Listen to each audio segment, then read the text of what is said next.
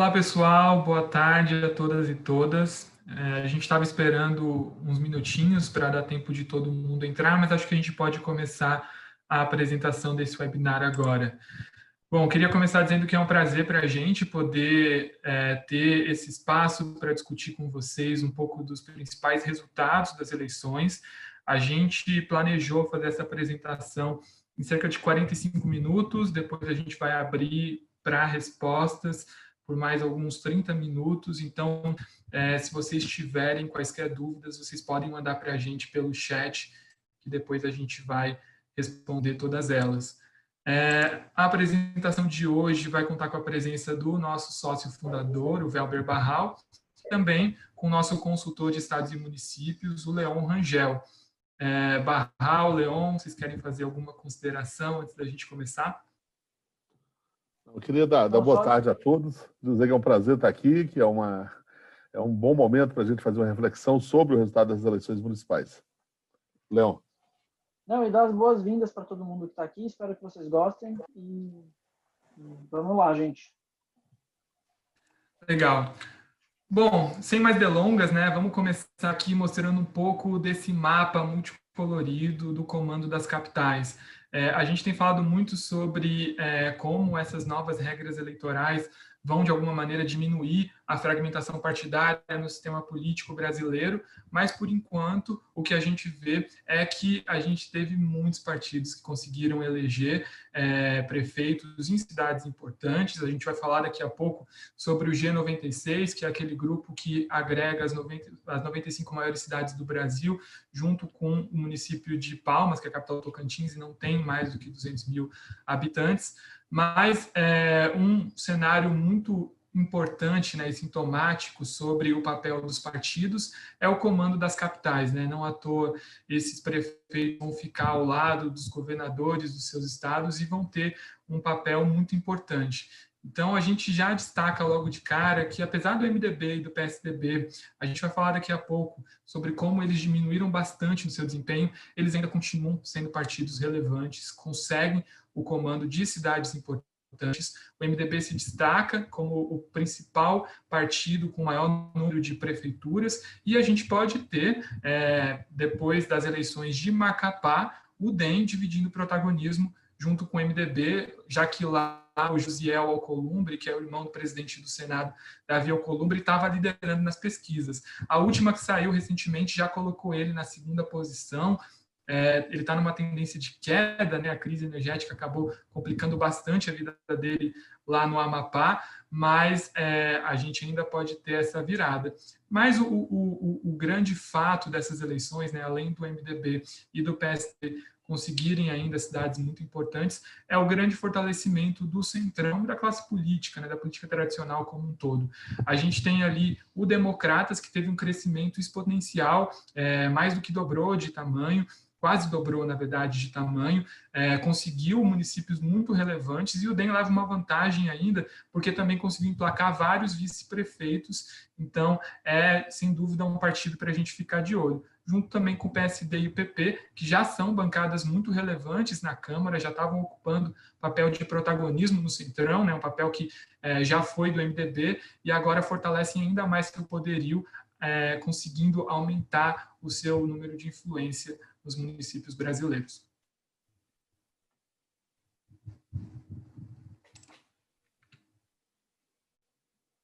Bom, fazendo aqui um overview também sobre os principais prefeitos que foram reeleitos, a gente teve, como eu mencionei, essas eleições trazendo resultados que fortaleceram a política tradicional. Então, não é à toa que a gente teve muitos prefeitos que conseguiram se reeleger, foram poucos aqueles que não conseguiram obter sucesso eleitoral, e aí a gente tem o caso mais sintomático, que é o Marcelo Crivella. A gente vai falar um pouco mais sobre ele quando a gente for falar um pouco do papel do Bolsonaro nessas eleições, mas vale dizer que em Porto Alegre, né, os gaúchos já são conhecidos por não reeleger candidatos, então o fato do Marquesan Júnior não ter sido reeleito não é uma grande surpresa, e no Acre, a Socorro Neri não foi a prefeita eleita, né? Lá em Rio Branco, o prefeito era do PT, que acabou saindo da prefeitura para disputar o governo, perdeu, e a Socorro Neri ficou no lugar. Então, ela já veio de uma chapa que passou por uma derrota ali em 2018 e agora em 2020 também não consegue comandar a capital, Rio Branco. Mas, em termos gerais, a gente tem sim um cenário confortável para muitos prefeitos, principalmente aqueles que tiveram uma boa gestão da pandemia e se destacaram nesse sentido. Barral, fica à vontade se você quiser fazer qualquer complementação, tá?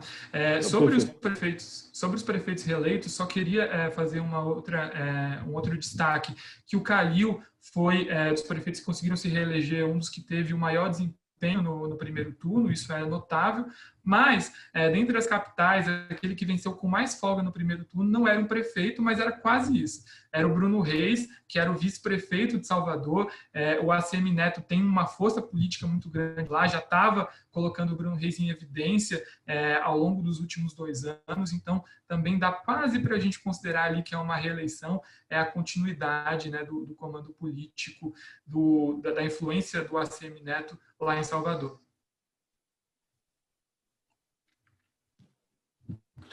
Um comentário, pode voltar, por favor, Lucas? Só, acho que cada uma dessas capitais tem histórias diferentes, né? Então, uma figura igual a Rafael Greca é uma figura tradicional, já foi prefeito outras vezes, já tem uma carreira política longa. O Jean Loureiro, lá em Florianópolis, apesar de ter sofrido até uma operação da Polícia Federal e um escândalo, ou quase escândalo sexual, conseguiu recuperar e foi reeleito. Então, tem histórias diferentes. O Edivaldo Nogueira tem feito uma boa administração em Aracaju, conseguiu reeleição. O Calil realmente é uma surpresa, até porque foi muito bem apoiado numa cidade difícil, que é Belo Horizonte. Tem muitas questões locais que definiram essa reeleição. Agora, é interessante notar que, apesar desses nomes já conhecidos ou consagrados, você tem algumas lideranças jovens que aparece, e você fez muito bem chamar atenção com relação a ACM Neto. A ACM Neto é uma liderança importante, inclusive, que explica o crescimento do DEM. Ele é pouco valorizado no centro-sul do Brasil, mas claramente vai ser uma liderança política que vai ter repercussão importante nos próximos anos. Vai dar dor de cabeça aí para o Rui Costa, né, nas próximas eleições. Bom, avançando um pouco aqui em relação ao número de prefeitos eleitos, né, o cenário global nos mais de 5.500 municípios brasileiros, a gente consegue ver um pouco do cenário que eu destaquei quando a gente estava falando sobre as capitais. O MDB e o PSDB continuam sendo partidos muito relevantes, mas quando a gente pega as siglas da centro-direita, elas são as únicas que recuam, né? Tanto PP, PSD, Democratas, eles conseguem ter um desempenho muito superior ao que eles tiveram em 2016. Então, de fato, dá para a gente falar assim que houve uma perda de hegemonia que o PSDB e o MDB exerciam nesse campo, apesar de terem vitórias muito importantes, né? Por exemplo, São Paulo, o maior colégio eleitoral do país, continua na mão do PSDB. Vale destacar aqui, além do Democratas, o Republicanos, que é um partido que entra agora no top 10. Ele antes não figurava entre os 10 partidos com maior número de prefeituras, e consegue chegar nessa posição. O Republicano, sim, mais do que dobrou de tamanho em relação a 2016. E o que eu acho curioso de destacar a respeito do Republicanos e do Democratas é que eles não são partidos com uma composição similar ao que a gente enxerga, por exemplo, no PP, no PSD e também no MDB. No sentido de que eles são, sim, parte do centrão, mas não são tão fisiológicos. Eles têm uma estrutura programática mais bem definida. Quando a gente pega os mapas de votação na Câmara, os deputados do Republicanos e do DEM costumam ter mais coesão, e eles têm uma linha ideológica mais bem definida. Isso também acaba ajudando o eleitor a se vincular nessas siglas, né? Lembrando que os republicanos, eles conseguem surfar numa onda muito importante, um segmento da população, que é o grupo evangélico, né? Vale destacar que eles representam principalmente a Assembleia de Deus, né? Então não dá para colocar todos os evangélicos como público cativo do Republicanos, mas é um partido que tem uma matriz identitária muito forte, e a gente vê muito, por exemplo, nas eleições americanas, agora com Joe Biden colocando o seu gabinete de transição, a gente vê muito essa questão identitária, de etnia, de gênero, mas o Republicanos, o ponto interessante é que é uma identidade de valores, né? Então, eles juntam os evangélicos que costumam pensar de maneira parecida, né? Então, é um partido também para ficar de olho, com certeza ele pode continuar crescendo e se surpreender. E o PT, a gente vai falar daqui a pouco um pouquinho mais sobre as esquerdas, mas o PT ele sai pela primeira vez do top 10, então está entre os 10 partidos com maior número de prefeituras, e teve sim uma redução importante, apesar de, a gente vai falar um pouquinho disso mais para frente, não perder completamente a hegemonia no campo da esquerda. Ela fica, de alguma maneira, colocada em xeque, mas o PT ainda possui ativos muito importantes e não é um partido para se descartar nas próximas eleições.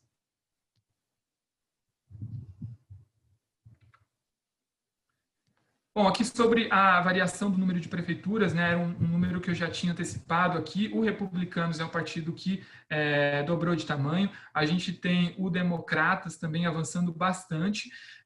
A gente tem aqui também, entre os partidos que tiveram o melhor desempenho em relação a 2016, o PSL e o Podemos. Eles têm, sim, um sucesso muito grande, mas vale dizer que o ponto de partida desses partidos era um número muito baixo. Então, o PSL cresceu muito, mas ainda não conseguiu eleger mais de 100 prefeituras, né? Ficou lá no patamar de 90 prefeituras, e o Podemos conseguiu ultrapassar a marca de 100 prefeituras, mas ainda assim tinha uma base muito pequena nas eleições de 2016. Eram partidos que o PSL não contava com o fato Jair Bolsonaro em 2016, então era uma sigla completamente diferente do que ela é hoje, e o Podemos estava em vias de se consolidar com esse novo nome, de mudar a sua composição. O Álvaro Dias ainda estava negociando se ele ia para o Podemos ou não. Então, não é o mesmo partido que chega na disputa, é um partido diferente. São também partidos para a gente ficar de olho, mas quando a gente vê essa variação grande, é de se destacar, obviamente, mas a base que eles tinham de prefeituras em 2016 não era tão alta. O DEM e o Republicanos, né, dos partidos que já possuíam um número relevante, são os que, de alguma maneira, conseguem ter um bom desempenho. E no campo da esquerda, vale dizer que todos os partidos acabaram saindo derrotados nesse quesito, né? Então, PDT, PT e PSB eles não conseguiram eleger mais prefeitos do que eles haviam elegido em 2016, e vale destacar que o PSB foi o partido que, em todos os gráficos a gente vai ver, é um dos partidos que mais cai em termos de votação, de população governada. Então, é um partido que sofre de uma falta de um grande cacique nacional, né? Agora que já não tem mais o Eduardo Campos, não conseguiu ter uma projeção tão grande quanto a gente tem o PDT do Ciro Gomes e o PT do Lula, que ainda são nomes que têm um recall muito grande, que conseguem chamar o eleitor para ir para as urnas. Lucas, só um comentário aqui, e aí um comentário bastante genérico. É uma anomalia da democracia brasileira esse número de partidos, né? Dificilmente uma democracia no mundo tem tanto partido, com várias características que dificultam, inclusive, uma certa coerência partidária. Então, você tem partido aí que tem dono, vários, né? Você tem partidos que são ligados a igrejas, você tem partidos onde há mudanças no final de mandato ou entre mandato, no caso de cargos majoritários, entre os próprios partidos, sem muita coerência ideológica. Então, na realidade, a gente volta àquele erro do Supremo de 10 anos atrás, de não ter permitido uma cláusula de barreira que talvez levasse a uma coerência maior ao identificar, por exemplo, algum partido que fosse mais consolidador da esquerda, do centro e da direita, ao invés dessa multiplicidade que muitas vezes confunde, inclusive, o eleitor, né? Isso, e só para complementar, aqui nesse gráfico da direita a gente vê o número de votos recebidos por partidos.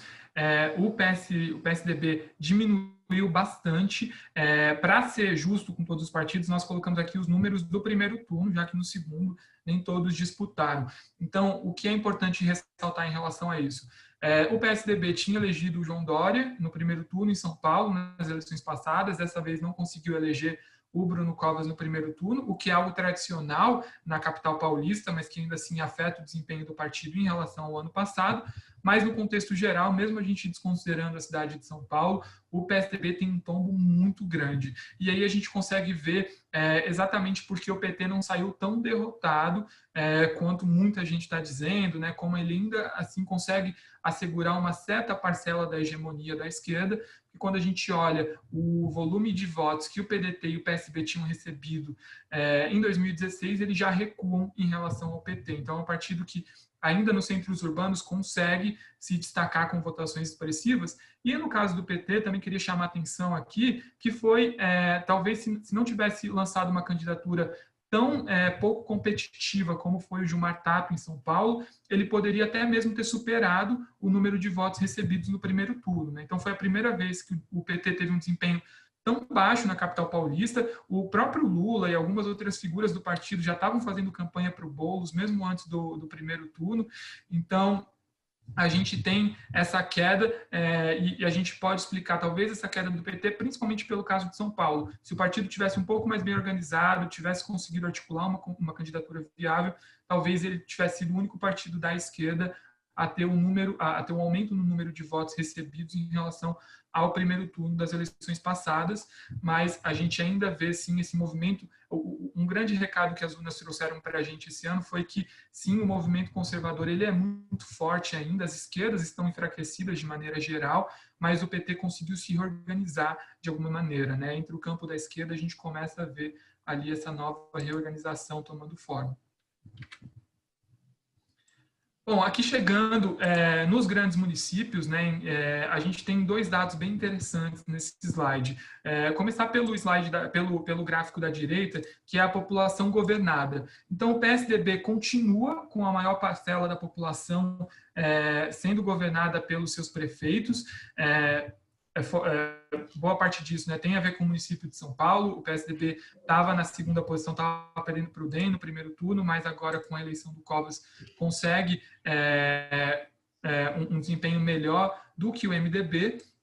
E a gente vê o Democratas com uma grande folga, um grande crescimento nos grandes municípios, né? Então, esse é um ponto importante de destacar do Democratas, né? Por mais que ele ainda não tenha o mesmo número de prefeituras que o PP e o PSD, que são partidos um pouquinho mais capilarizados, ele consegue um grande controle de centros urbanos relevantes, que no final do dia são aquelas populações que vão acabar dominando o debate público, trazendo mais projeção nacional. Por isso que o Democratas é, sim, talvez o maior ganhador dessas eleições.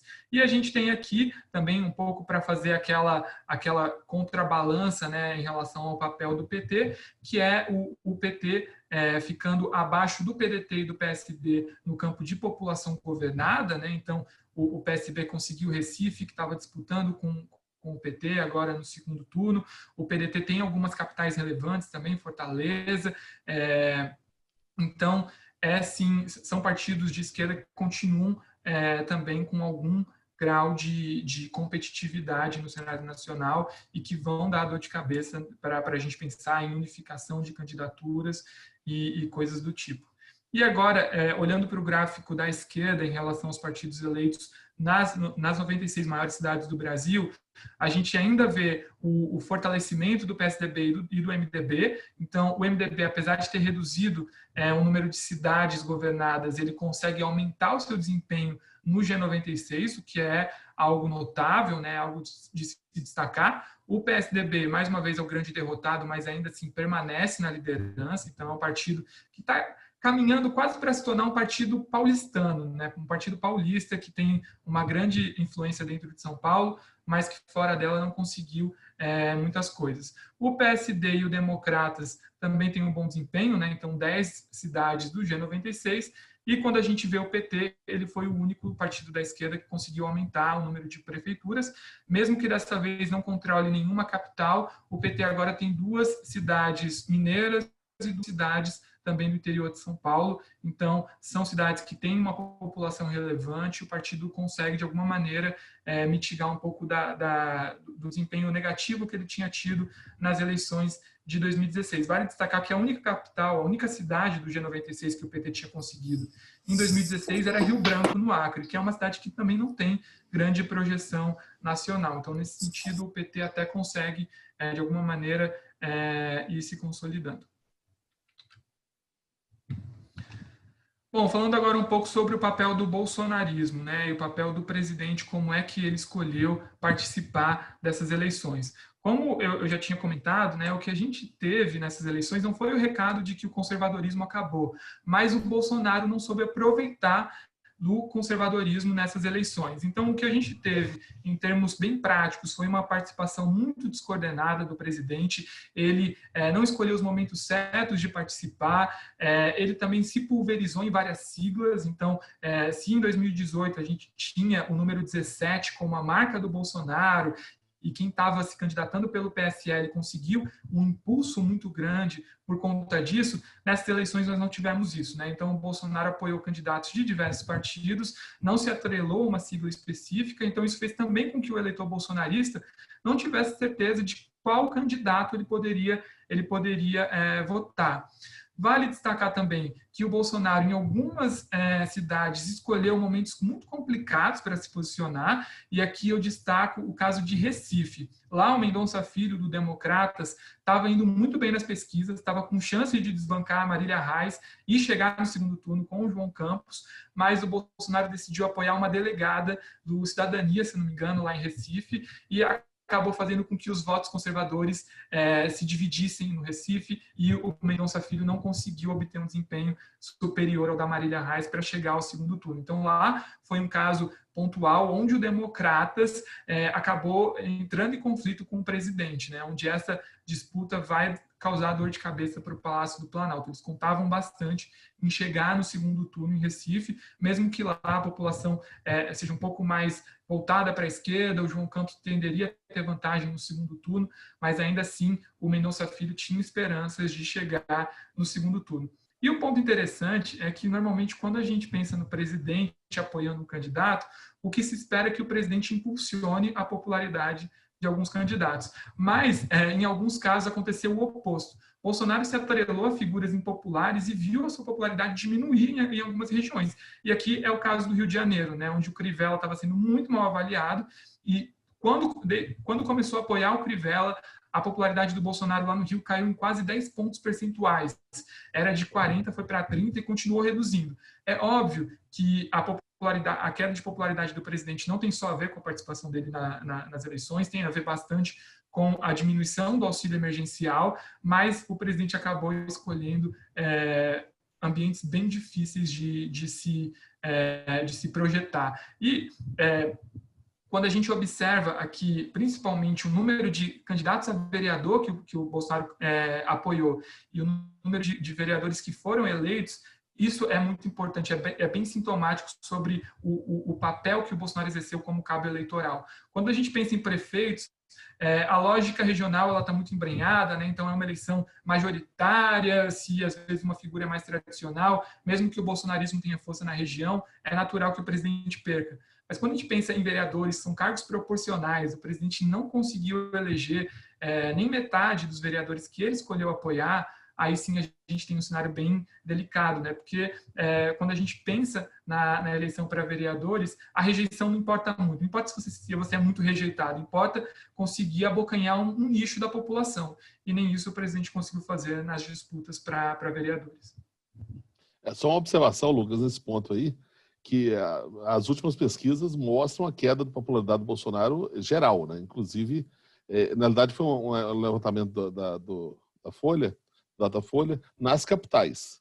Já tinha havido uma queda de popularidade, e aí houve isso, quer dizer, a falta de um partido, a não criação do Aliança, do partido que ele pretendia criar, o desgaste com alguns outros partidos acaba explicando também um pouco desse resultado das eleições. E não aproveitou porque não quis, né, Barral? Até o Republicano chegou a oferecer a sigla para hospedar candidatos bolsonaristas. O próprio Carlos Bolsonaro é do Republicanos no Rio de Janeiro. Então, o presidente teria ainda a possibilidade, mesmo não conseguindo viabilizar a Aliança pelo Brasil, ir para alguma sigla pequena. Além do Republicanos, o Patriota também chegou a oferecer o partido, mas o presidente optou por não fazer isso, e aí vai enfrentar o ônus de não ter conseguido eleger cabos eleitorais nas capitais, né? Em muitos casos, o Bolsonaro tem opositores declarados no comando da prefeitura, né? Destaque aí para São Paulo, Rio de Janeiro, os dois maiores colégios eleitorais do país. Então, é uma situação bem delicada para o presidente, de fato. E aqui está o nome dos candidatos que foram apoiados pelo Bolsonaro. Ele só conseguiu, dos 13 que ele decidiu apoiar a prefeitura, ele só conseguiu levar 2 para o segundo turno. No meio do segundo turno, ele começou a apoiar também o delegado Eguchi, lá em Belém do Pará, e não conseguiu levar nenhum candidato que foi para o segundo turno, né? Os únicos 2 que o presidente conseguiu eleger foi o prefeito de Ipatinga e o prefeito de Paranaíba, lá no Piauí. São cidades que não são muito expressivas, né? Então, é de fato uma derrota bem importante para o presidente. E aí a gente tem, por exemplo, o caso de Belo Horizonte, né? O Calil, desde as primeiras pesquisas, já estava despontando com mais de 60% da intenção de voto, e o presidente, mesmo assim, apoiou o Bruno Engler, que desde o início era um candidato com pouca expressividade local. Então, sem dúvidas, foi uma maneira de se aproximar das eleições que não foi positiva para o presidente. Bom, aqui falando agora sobre o número de vereadores, alguns dados bem interessantes, né, para a gente falar sobre isso. Então, o MDB continua a ser o partido liderando o número de vereadores eleitos, isso tem bastante a ver com a capilaridade do MDB, e vale destacar que, no caso de vereadores, especificamente, o MDB teve um tombo pequeno, não foi tão grande quanto o tombo de prefeituras. No caso dos partidos do Centrão, a gente vê o mesmo desempenho que foi visto nas capitais. Então, PP, PSD, Democratas, PL, todos eles tiveram um desempenho em termos absolutos maior do que nas eleições de 2016. PSDB novamente também saiu derrotado no caso dos vereadores eleitos. E a gente tem também no campo da esquerda o PT tendo a menor redução em termos proporcionais, mas ainda assim ficando abaixo do PDT e do PSB, ou seja, não consegue se recuperar do tombo que sofreu em 2016.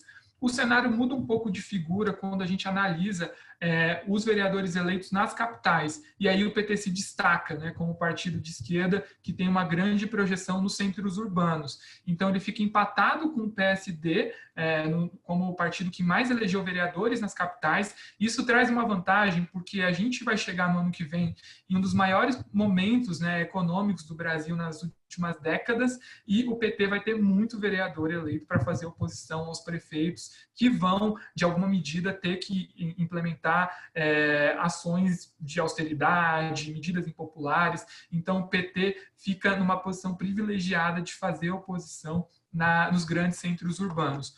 O Democratas cresce muito e, além de se cacifar no nível nacional, também se cacifa nas prefeituras, ou seja, vai ser um partido cada vez mais importante para os prefeitos que querem atingir a governabilidade. E a gente tem o Republicano, que consegue superar MDB, PSDB e até mesmo o PP nos vereadores eleitos nas capitais, mostrando aí que o partido sem sombra de dúvida, uma sigla para a gente ficar de olho. Ela pode crescer cada vez mais, é uma sigla mais ideológica e que tende a ter bons desempenhos se continuar com uma estratégia parecida com o que vem adotando atualmente. Bom, e aqui, só para a gente finalizar, antes de ir para a parte de reforma tributária e um pouco mais do contexto de São Paulo, algumas outras tendências que a gente identificou nessas eleições. Então, ela premiou os bons gestores da crise sanitária, e isso é relativo, né? Mesmo cidades que tiveram um alto número de mortes acabaram reelegendo seus prefeitos, mas, de maneira geral, aqueles que não polarizaram tanto o assunto, que deram a cara à tapa, que se mostraram presentes para a população, acabaram tendo um bom desempenho. Então, a pandemia, ela fez com que o brasileiro, né, principalmente os brasileiros das grandes cidades, que não têm um contato tão próximo com os prefeitos quanto nas cidades do interior, vissem mais o seu prefeito na televisão, ouvissem mais declarações do prefeito. Então, isso acabou privilegiando quem estava ali na gestão da pandemia. Essas eleições também reforçam um pouco do cenário que a gente já viu em 2018, com as redes sociais mantendo uma relevância muito grande. Então, a gente vê, por exemplo, o Guilherme Boulos, que conseguiu um bom desempenho, mesmo tendo pouco tempo de TV, mas as redes sociais não implodiram o sistema, como muita gente disse que ia acontecer em 2018. Então, os partidos do Centrão conseguiram um bom desempenho por quê? Porque tinham muito fundo eleitoral, tinham espaço de televisão para colocar os seus candidatos. Então, os recursos tradicionais estão coexistindo ainda com as redes sociais. Então, a gente não tem uma implosão do sistema com as redes sociais suplantando ali os recursos tradicionais, que é financiamento público e tempo de rádio e TV. E também a gente tem o aumento da abstenção, mas não dá para dizer que isso é só por conta da pandemia. Então, aqui embaixo, a gente separou 2 gráficos sobre a abstenção em 2020. E a gente colocou aqui a taxa de abstenção que as cidades registraram e o número de população idosa que essas cidades têm. E como vocês podem ver, o que a gente teve não é uma correlação direta em relação a isso. Então, as cidades com um elevado número de pessoas idosas, né? Isso foi muito cogitado por vários analistas, que seriam as cidades que iam ter o maior número de abstenção, não registraram um número tão alto de abstenção. Então, a abstenção não teve só a ver com idade, com medo da população de se contaminar com a Covid, tem a ver também com uma trajetória histórica que a gente está passando no Brasil, de que a abstenção está aumentando gradativamente nas últimas eleições. Então, isso é algo para a gente ficar de olho, mas não dá para dizer dessa vez que o eleitor jovem teve uma influência muito maior, que o eleitor idoso não saiu de casa para votar, que foi culpa da Covid, esse número alto da abstenção. Ela explica uma parte disso, mas não explica totalmente o resultado que a gente teve nessas eleições de 2020. Bom, gente, falando agora um pouquinho de alguns temas que têm já gerado dúvidas e que a gente já tem recebido, e, enfim, a gente traz aqui na sequência 3 pontos que são bastante importantes para a gente observar daqui em diante, alguns um pouco mais práticos, como a reforma tributária, outros como que está começando a se desenhar 2022, que na realidade é o grande balanço que todos os partidos e os políticos estão fazendo no momento, né? Mas o primeiro é reforma tributária.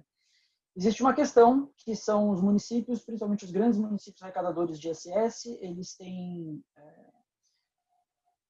costuma coincidir com os municípios maiores do que 100 mil habitantes, são aqueles municípios, claro, imposto sobre serviços que oferecem bastante serviço, produzem bastante serviço. Eles têm medo que a reforma tributária, como ela está desenhada hoje, diminua a arrecadação de ISS, portanto, a receita desses municípios. Ainda mais num contexto em que serviços vão ser cada vez mais importantes na economia e, potencialmente, quebraria uma expectativa de receita maior de municípios, como, por exemplo, São Paulo. Então, existe o movimento pelo Simplifica Já, que está materializado na emenda 144, na PEC 110, que é do Senado. A grande questão que chegou bom, agora com os novos prefeitos e com a nova composição partidária que o Lucas estava falando, isso implica em uma chance maior do ISS não ser abarcado no imposto único sobre o consumo, que se discute hoje a nível no Congresso Nacional. Bom, indo direto, começando da resposta, uma resposta direta, não, a gente ainda acredita que não deve emplacar a separação do ISS, em especial pela vontade do Congresso e do Rodrigo Maia, em específico, em demonstrar sua força e fazer uma reforma tributária ampla. Não vai deixar com que o ISS caia para fora e seja um imposto que fique separado do outro, que uniria os impostos federais e estaduais.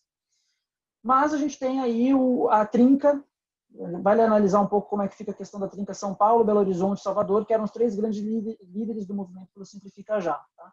Bom, São Paulo e Belo Horizonte é cenário de continuidade, tanto Calil quanto Covas, com uma votação bastante expressiva, em especial o Calil, então eles saem fortalecidos. Eles devem continuar fazendo oposição ao ISS, mas eles já perdem um pouco da força de Salvador. Por quê? Bom, o Assemineto, que era a grande força política, inclusive o Barral estava comentando, ajudava nesse movimento pela separação do ISS, mas Bruno Reis, apesar de ser o sucessor, não tem esse mesmo capital político. E hoje o Assemineto está mirando o governo do Estado em 2022. Então, quando ele começa já nesse movimento a pensar um pouco com o olhar de governador do Estado, e estados não estão favoráveis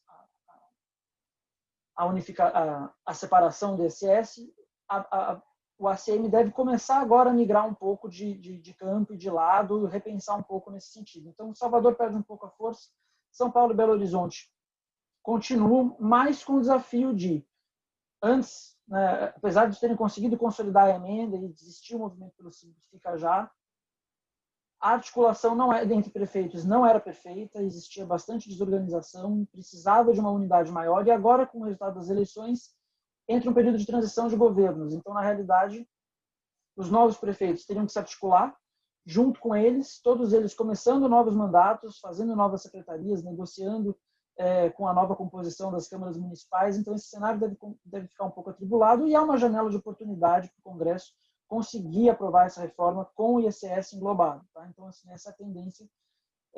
A tendência, então, portanto, é que a reforma tributária continue como está e que as chances do ISS separado continuem relativamente baixas. Tá? Não sei se o Barral quer dizer alguma coisa sobre. Está mudo. Não, eu estou pensando um pouco no que você está dizendo, assim, e eu estava lendo hoje mesmo sobre a reforma tributária. E tem um esforço, claro, tem um esforço do Rodrigo Maia aí de deixar um legado, ou até de continuar como presidente no ano que vem, e esse vai ser o tema central. E alguma coisa vai passar o ano que vem, nem que seja só PIS, COFINS, alguma coisa vai passar, e talvez passe sim o relatório lá do Aguinaldo. E a grande questão do ISS talvez não seja os municípios conseguirem se organizar, porque, como você diz, é muito difícil tanto terem o capital político quanto terem o nível de organização. Mas é o risco de se aliarem com os estados também na defesa do que seria o chamado IVA estadual e municipal. Né? Essa é uma... E aí, claro, talvez a grande solução para essa quadratura do círculo seja um longo prazo de transição, que não é o ideal para um país que precisa urgentemente de simplificação, mas talvez seja uma solução de compromisso que pode ser testado ano que vem, um prazo de transição que não gere tanta pressão sobre os atuais prefeitos e que vá se resolver daqui a 4 ou 8 anos somente. Joga um pouco para frente. Exatamente. Bom, seguindo, os outros dois pontos, na realidade, eles se unem, e aqui, gente, cabe contraditório de todos que estão assistindo, do Barral, do Lucas, mas a gente pensar um pouco o que significa a vitória do Covas. Eu vou começar do fim, né, dos últimos bullets, mas vamos lá. O que significa a vitória do Covas para o Dória? E o que significa nisso para o Dória para 2022? Esse é um grande elo político que a gente enxerga, que São Paulo é a maior capital e tem um grande peso. A gente sabe que o Covas ele era uma figura, era visto como uma figura para o futuro do PSDB. Essa eleição consolida ele, é uma votação bastante expressiva. Ele é considerado, né, que o pessoal brinca até um pouco de mau gosto caso sobreviva, mas deve sobreviver, a gente espera que sim, ao câncer, que ele seja, sim, um possível presidenciável para o futuro do PSDB, e um presidenciável que é mais palatável para muito do partido do que o próprio Dória. Ele tem um pouco mais de unidade para si, óbvio, pensando no futuro. Mas o Dória tinha uma escolha, vocês já vão entender por quê, um pouco uma escolha de Sofia, porque ele precisava, claro, eleger o Covas, com todas as dificuldades que isso entregaria para ele, mas também porque o outro viés era Boulos e era o PSDB perder São Paulo. Bom, agora o Covas se reelege com uma articulação de 11 partidos que foi costurada pelo Dória. Isso é uma coisa interessante. O Dória ajudou nesse processo, muito com o aval do DEM, principalmente. Tanto o DEM municipal quanto estadual foram os grandes balizadores desse acordo. Então, é um ponto para o Dória, no sentido de que ele conseguiu unir esses partidos, ele conseguiu provar para esses partidos de que ele pode manter acordos políticos, que é quando a gente pensa na trajetória política dele, ela foi baseada em bastante traição, inclusive interna ao PSDB, então as pessoas enxergam sim o Dória com um pouco de desconfiança. Então ele conseguiu entregar o vice, né, o Ricardo Nunes, eu às vezes confundo o nome, mas se não me engano é esse, Ricardo Nunes do MDB, o vereador, e fechar esse acordo. Mas agora começam as dificuldades. A primeira, do próprio Covas, porque o Covas já teve que dar um distanciamento em relação ao Dória, porque ele está impopular no município de São Paulo, e porque o Covas agora, já reeleito, não tem a possibilidade de reeleição, vai pensar no seu futuro político. Ele tem aí pela frente criar sua marca própria. É uma marca que envolve ser um pouco mais progressista do que o Dória hoje pode se dar ao luxo, pensando no que é ter São Paulo e o começo do que seria uma liderança política, enquanto o Dória precisa conquistar um país que, como o Lucas disse, ainda está numa linha mais conservadora, para ser mais grosseiro, mais simplista. Então, existe um Covas mais independente, que dialoga bem com a ala do PSDB tradicional, que não desce tanto para o Dória e não quer entregar 2022 para o Dória tão fácil. Tá? E nem o futuro do partido nas mãos do Dória é tão fácil. Então, esse é um primeiro ponto. O segundo é como que o Dória vai, a partir de agora, uma vez essa vitória acontecendo em São Paulo, levar esse acordo político para 2022, que é uma das intenções dele. E aí existem diversas promessas, dessas promessas que você faz, que os políticos fazem, vai depois ir vendo como a coisa vai evoluindo, mas hoje, o que Dória apresenta? Dória apresenta a possibilidade de levar o Rodrigo Garcia, seu vice, do DEM, para o governo do Estado em 2022, é uma das coisas que tem se discutido, as colunas dos jornais têm começado a comentar, mas que o próprio DEM já começa a olhar com um pouco de desconfiança, porque o PSDB tradicionalmente domina o Estado de São Paulo desde sempre, na redemocratização, e muito provavelmente não vai entregar de mão beijada, não mão beijada, mas não vai ser tão fácil essa negociação com o DEM. Então o DEM já está começando a olhar um pouco desconfiado. Existe a questão do Dória também de querer, talvez, caso ele consiga uma força que hoje não aponta, ainda precisa criar uma projeção nacional, mas de ter um nome próprio. Muitos discutem aí alguns dos seus secretários.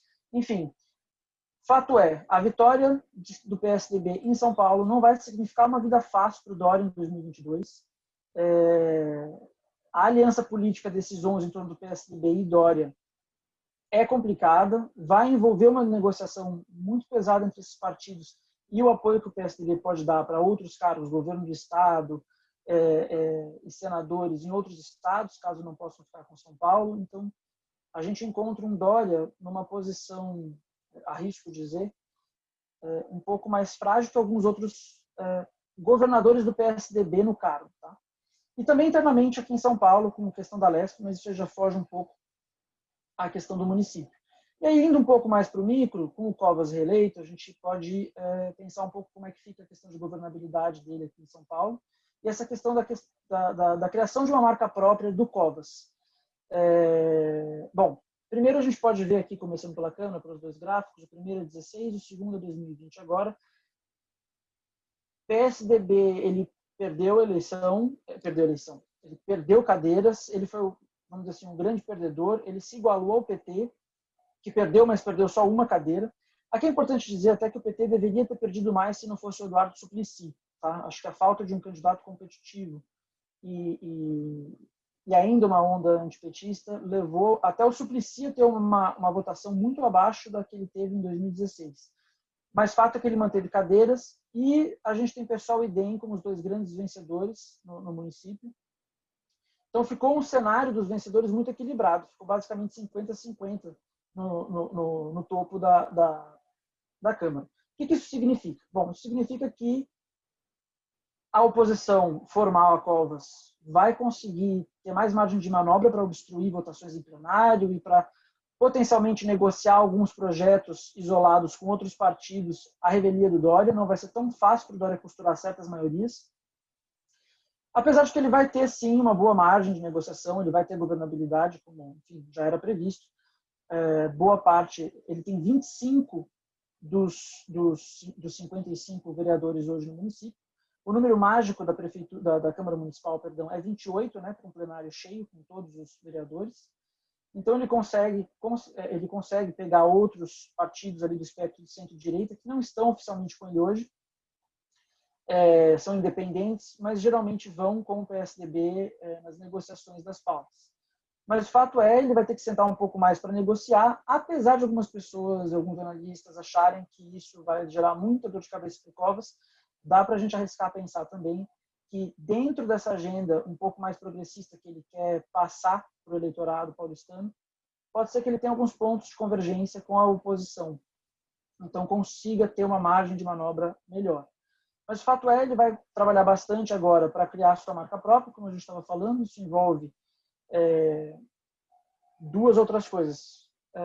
Uma, questão da recuperação econômica da saúde, nesse cenário de não dá para chamar de pós-pandemia, não sei quando a gente vai chamar de pós-pandemia, né? Mas enfim, de pandemia, de segunda e possivelmente terceira onda, que já se discute.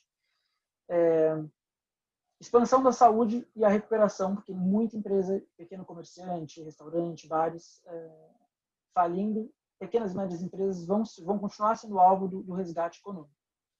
Bom, essas são as duas grandes apostas dele, junto com o plano diretor, deixar um legado Covas para a próxima década de São Paulo.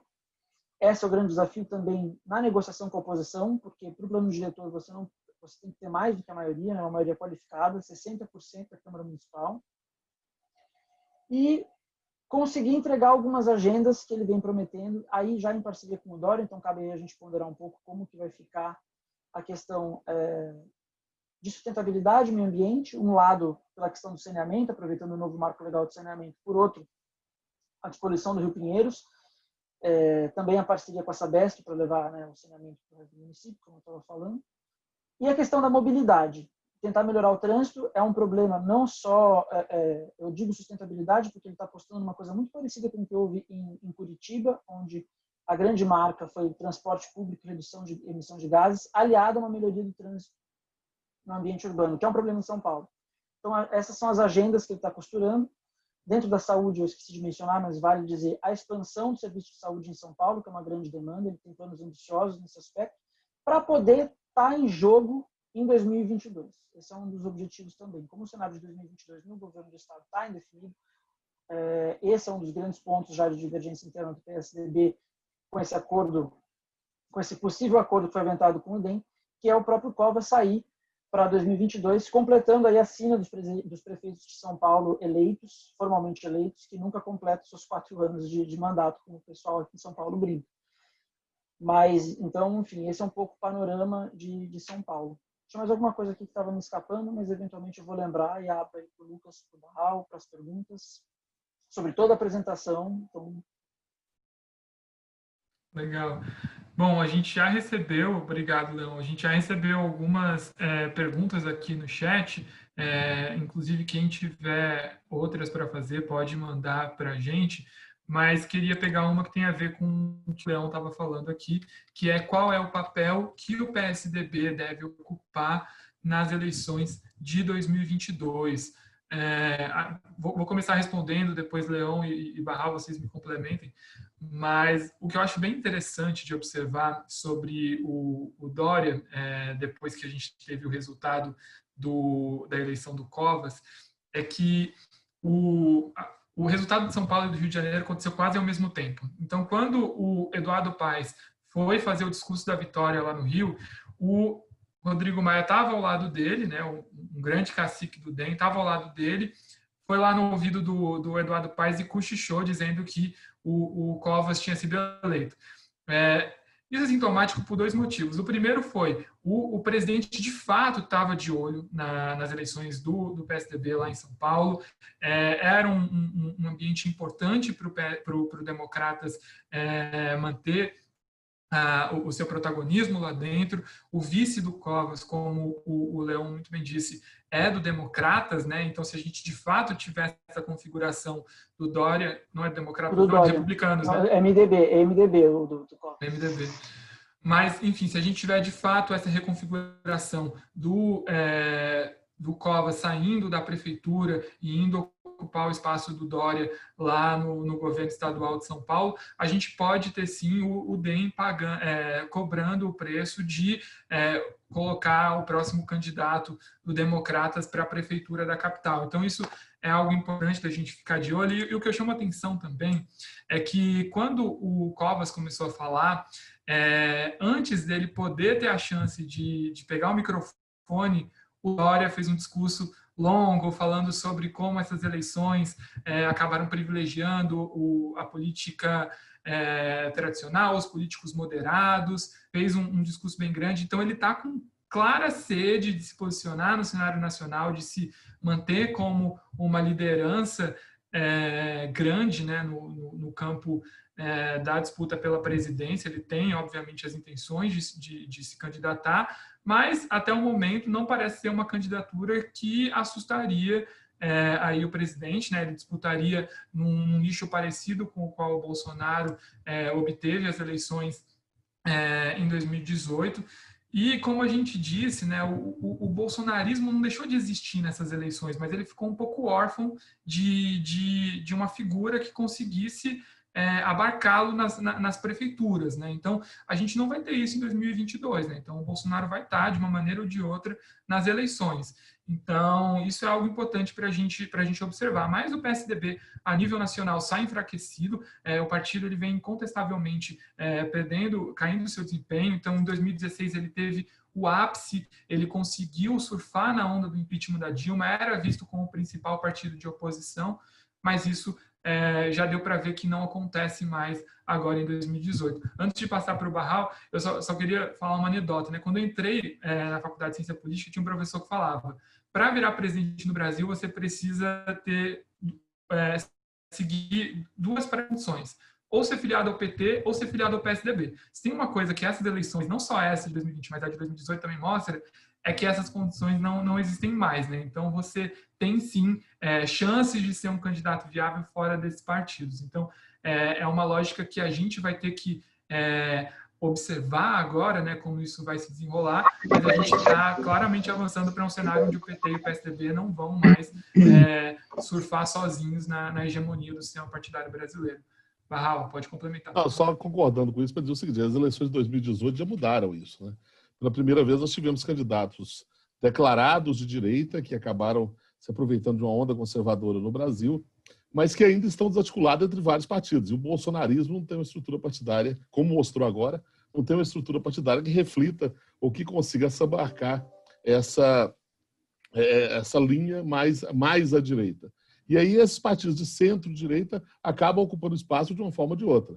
Eu concordo com o Leon, acho que o cenário político de São Paulo é extremamente complexo, com efeitos muito grandes para o futuro político do país. Agora, é bom lembrar que o Covas e o Dória têm um pouco a diferença geracional e que isso pode servir para uma acomodação em 2022, até porque o Covas, de novo, prometeu cumprir todo o mandato como prefeito, né? Então, mas é um cenário complexo e é um cenário de São Paulo que talvez seja o mais interessante em termos de impacto para o futuro político do país.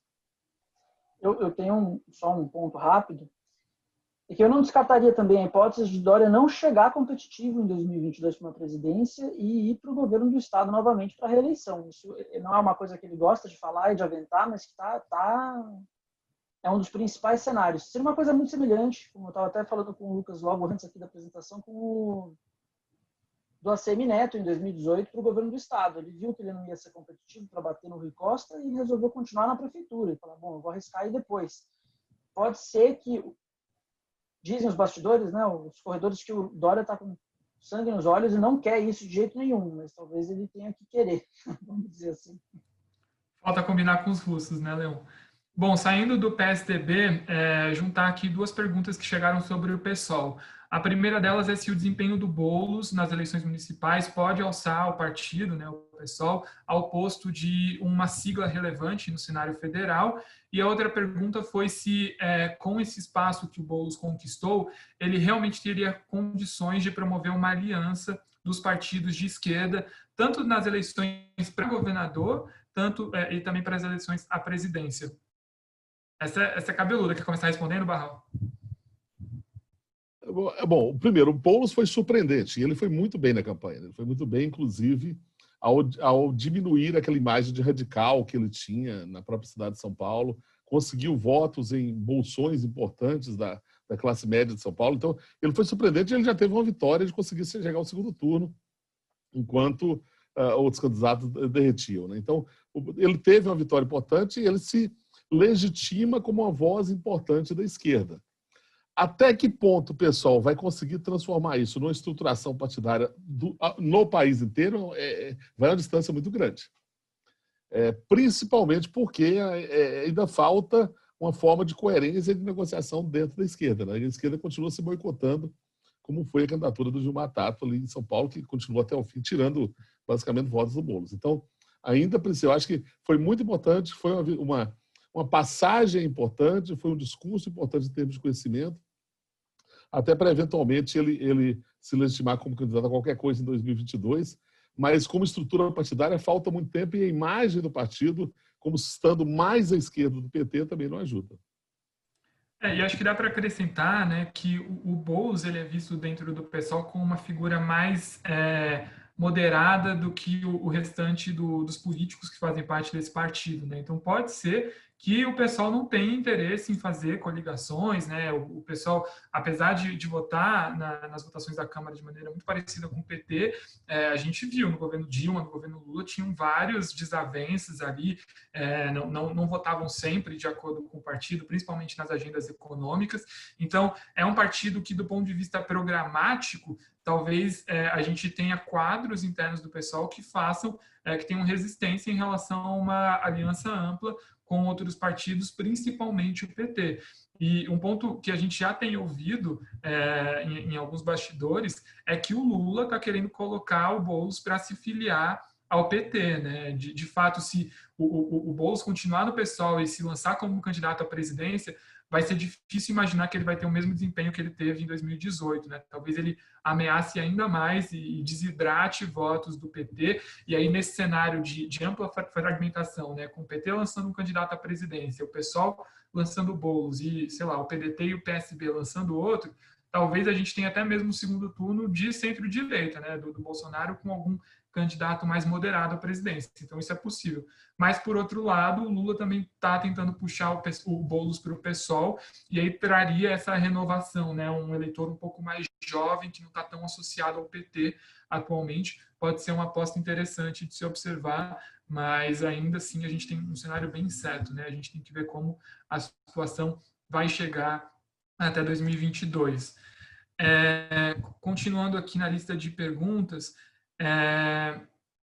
como a reconfiguração política nas eleições municipais deve impactar a política federal nos próximos anos? Acho que o primeiro ponto, né, eu vou começar respondendo e depois Barral e Leão, vocês podem me complementar, mas o primeiro ponto é que a gente vai sim ver o Centrão cobrar uma fatura mais cara de estar ao lado do governo, né? Então, o fortalecimento do PP, do PSD, do Democratas, não vai vir sem custo nenhum para o presidente, ele vai ter que, de alguma maneira, se readequar para ficar próximo dessas lideranças. Esse fortalecimento ocorre no mesmo momento em que a gente está vendo o Bolsonaro perder capital político, né? Ou seja, a popularidade dele está diminuindo cada vez mais. Então, é mais um incentivo para que os partidos cobrem uma fatura cara para continuar no governo Bolsonaro. É óbvio que os partidos ganham muito com isso, né? Não dá para a gente dizer também que o desempenho do DEM, do PSD e do PP não tem nada a ver com o fato deles estarem presentes no governo, né? Então, fez toda a diferença para esses partidos ter o Rogério Marinho como ministro do Desenvolvimento Regional, que conseguia liberar emendas para cidades estratégicas onde eles queriam eleger prefeitos. Então, o governo também continua tendo um papel importante, né? Principalmente nesse momento de pandemia, de ser o grande guardião de para onde vai os recursos, e então o Bolsonaro continua tendo isso ao favor dele, mas ele chega muito mais enfraquecido, né? Então, a gente não tem o bolsonarismo saindo como vitorioso dessas eleições e a gente tem um Centrão cada vez mais fortalecido, né? Então, esse talvez seja o primeiro ponto aí para a gente prestar atenção do que os resultados nessas eleições vão trazer de indícios, né, e de incentivos para a política nacional nos próximos anos. Leon, Barral, vocês querem complementar? Não, só para dizer, acho que concordo com o que você disse, mas acho que a gente tem que observar especialmente o papel do DEM nesse cenário, porque tradicionalmente esses partidos, os ditos fisiológicos, como o MDB, mas como o PP e o PSD, que foram os dois que tiveram maior crescimento, eles não costumam lançar, por exemplo, para a presidência da República um candidato próprio. Eles cobram uma altíssima fatura para apoiar alguma candidatura que tenha, vamos dizer assim, nomes mais fortes. Agora, o DEM, que tradicionalmente tinha seguido esse caminho, hoje ele começa a agregar algumas lideranças, como o próprio Raul disse, o Assemineto, que tem, sim, algumas pretensões presidenciais para o futuro. Então, a gente pode começar a ver o DEM jogar um jogo de fatura ainda mais cara, pensando que eles saem muito caspados desse momento, dessas eleições, já saíram da passada, nessa mais ainda, passada me refiro a 2018. E querem construir, sim, um nicho que talvez possa ser deles e, eventualmente,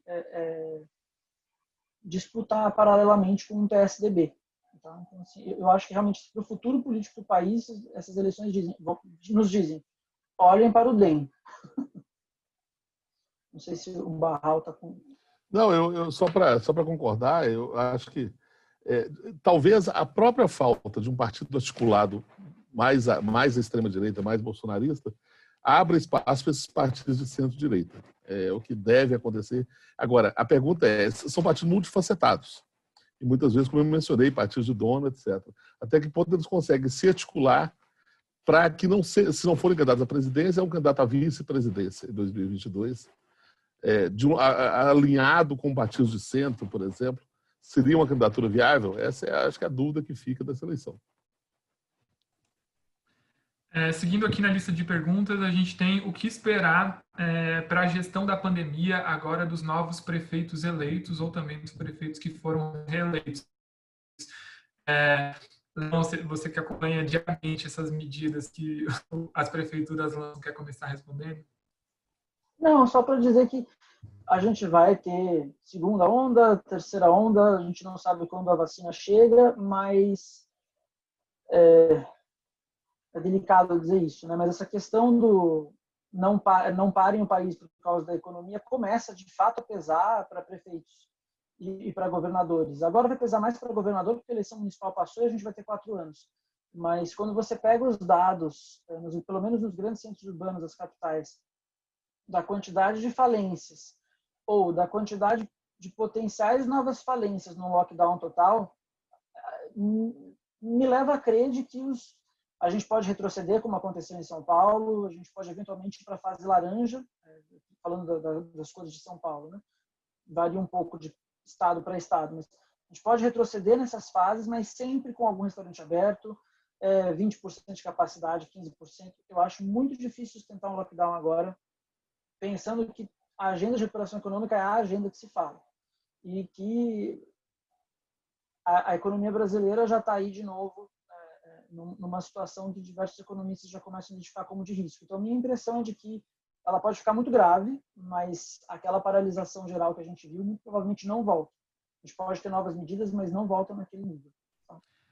Eu só queria complementar também, acho que o Leão e a trouxe pressão pela vacina, só para lembrar, vai ter muita pressão por essa vacina. Vai ter que sair de algum lugar e o governo federal ainda não está mostrando para os estados e municípios que está aqui que ele veio nesse sentido. Desculpa eu te interromper, Lu.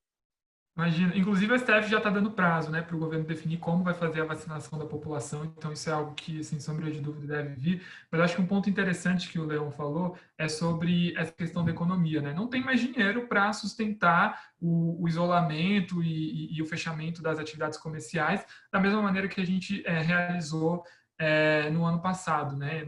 Nesse ano, na verdade. Então, é difícil de imaginar que a gente, de fato, tenha um isolamento e lockdown tão restritivo, a não ser que a situação, de fato, saia do controle e beire o colapso do sistema de saúde, mas se a gente mantiver um cenário parecido com o que a gente tem hoje, a gente não deve ter incentivos muito, muito grandes para os prefeitos e também para os governadores se posicionarem em relação a isso.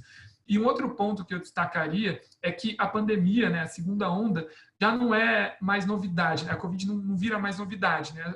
A classe política já está se adaptando para saber como se equacionar para essa questão. Então, a gente já viu que durante o ápice da pandemia, quando os prefeitos, os governadores estavam aplicando medidas de isolamento e o Bolsonaro estava polarizando o debate, a gente viu a popularidade dos governadores aumentar, a do presidente diminuir, até que a gente teve o auxílio emergencial e as pessoas começaram a ficar cansadas de ficar em casa, e aí a gente viu o movimento oposto. Quem defendeu muito um isolamento restritivo acabou diminuindo a sua popularidade e o presidente começou a crescer bastante. Nesse sentido, eu acho que os governadores e os prefeitos aprenderam um pouco da lição e devem deixar agora o Bolsonaro pagar sozinho a conta da pandemia, né? Se expondo no Palácio do Planalto, criando medidas nacionais, mas com os governadores e os prefeitos, de alguma maneira, não se posicionando tão fortemente, né? Com exceção aí que querem se contrapor ao presidente, como é o caso do Dória em São Paulo.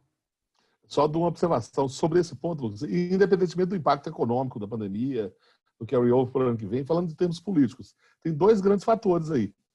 Ou 3, se você quiser. Um é a questão da continuidade do auxílio emergencial através ou por meio da nova renda cidadã, que ninguém sabe como é que essa conta vai fechar.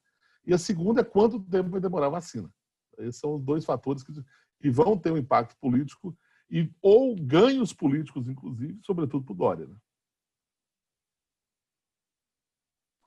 É a aposta para ele ter projeção nacional enquanto nome, a vacina. Bom, indo para a nossa última pergunta aqui, se nós enxergamos a possibilidade de uma aliança da centro-direita sendo liderada pelo DEM e uma aliança da esquerda sendo liderada pelo PDT nas eleições de 2022. Eu acho que a aliança do PDT ela é algo um pouco mais concretizado, né? A gente já viu o Ciro Gomes criticando o Flávio Dino, que não conseguiu eleger o candidato à prefeitura lá em São Luís. O Ciro Gomes já veio criticar agora o PT também. Então, a gente vê que provavelmente a chapa da deve ser uma unidade grande dos partidos. O que a gente tem na geopolítica dos partidos de esquerda atualmente é o PT se aproximando do PSB. Esses dois partidos fizeram dobradinhas muito importantes em algumas capitais, e o PT, de alguma maneira, se aproximando ainda mais do PCdoB e do PSOL. Vale dizer também que o PCdoB quase não passou pela cláusula de barreira nas últimas eleições, só continuou a receber financiamento público porque fez a fusão com aquele partido do João Goulart, né, o filho do ex-presidente do Brasil. Então, é uma situação onde o PT, junto com esses dois partidos, PCdoB e PSOL, pode, de alguma maneira, exercer influência, mas com essa posição antagônica do Ciro Gomes, é difícil de imaginar que a gente deve ter uma aliança ampla, a não ser que o cenário mude bastante. Já sobre a aliança da centro-direita sendo liderada pelo DEM, a gente ainda vai precisar descobrir qual é o quadro que o DEM vai querer lançar. Né? O DEM tem nomes muito interessantes. Tem o Rodrigo Maia, que teve uma projeção grande, mas que não é uma figura, vamos colocar assim, das mais carismáticas para disputar uma eleição. Mas o DEM tem também o Mandetta. A dificuldade do Mandetta é que hoje muita gente nem lembra quem é o Mandetta. Então, o Mandetta já teve 80% de popularidade e saiu uma pesquisa, acho que uns 2 ou 3 meses atrás, que perguntou para as pessoas o que elas achavam do Mandetta, e 60% da população não reconhecia esse nome. Ou seja, é uma figura já de ontem, né? Não é mais novidade, então talvez perca muito do fôlego que ele tem aí. E tem o ACM Neto, mas acho difícil do ACM Neto deixar de disputar uma situação um pouco mais confortável lá na Bahia para tentar uma eleição nacional. Mas, sem sombra de dúvida, o DEM tem nomes interessantes, vale a gente descobrir se ele vai, de fato, lançar alguma candidatura, vai conseguir viabilizar um nome a tempo de 2022. Eu diria também só que circula também um boato aí de possivelmente Maia querer sair a vice, uma coisa que talvez a gente possa prestar atenção, e o Maia vai se cacifar bastante se conseguir emplacar o sucessor na Câmara, né? Não vou arriscar palpite sobre isso, mas esse é o próximo episódio da política brasileira que a gente tem que olhar. Então, fevereiro vai ser um mês crucial.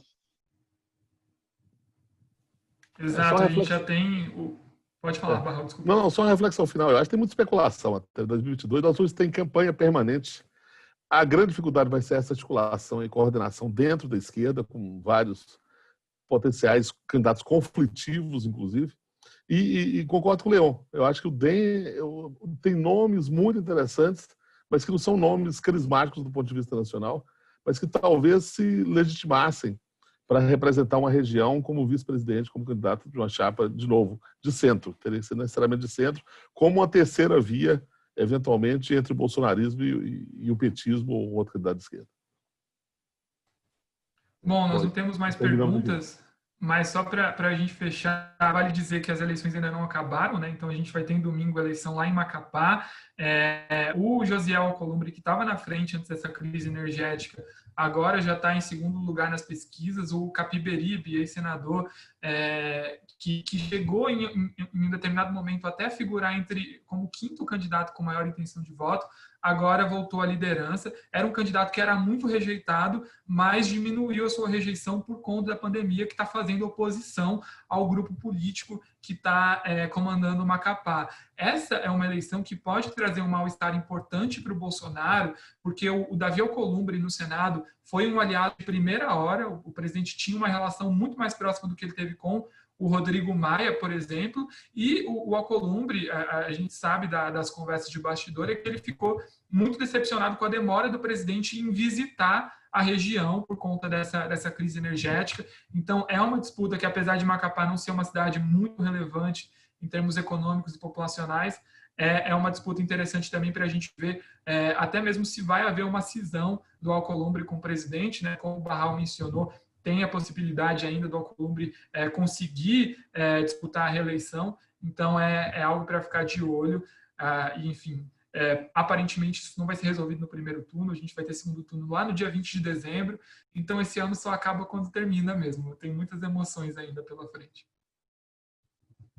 Com certeza. Gente, boa tarde, pessoal, a todos. Acho que bom evento.